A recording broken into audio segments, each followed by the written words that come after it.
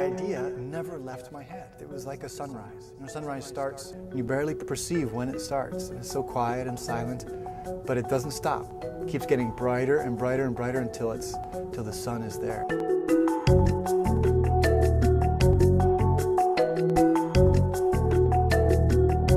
As I grew up in a family that didn't practice any religion. Parents were divorced, lived with dad, lived with mom. Dad got remarried, divorced again.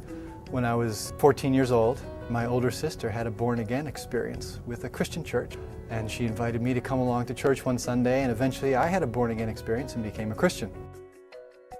I went to Stanford University in California. My career goal in life, I was majoring in history, very involved in the dramatic arts. I wanted to write and produce movies about historical subjects. I met a professor, and he was Jewish by culture and post-atheist by faith. He told me, look, if you have to be religious, which you shouldn't, there's only two real religions in the world. There's Judaism and there's Roman Catholicism. And you're not Jewish. And I, from my evangelical Protestant background, am thinking the Catholics are pagans. So that threw me for a huge loop. And that was the first seed.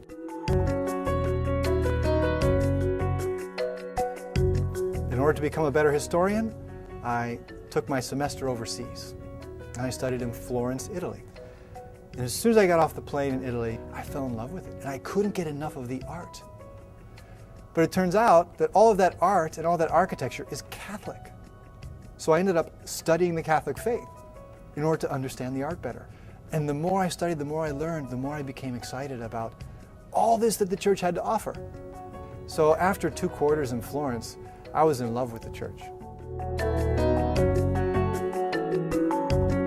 Then I went to Krakow, Poland. One Mass in particular I went to was at a very famous church in Nowa Huta, outside of Krakow. There were no pews in this church because there's no room for pews. So many people came to Mass. And they were all on their knees during the consecration.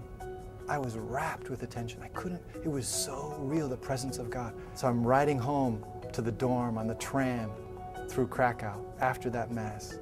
And all of a sudden, out of nowhere, this voice goes off in my head. It says, John, you should be a priest. And I'm not even Catholic yet. I just kind of laughed it off.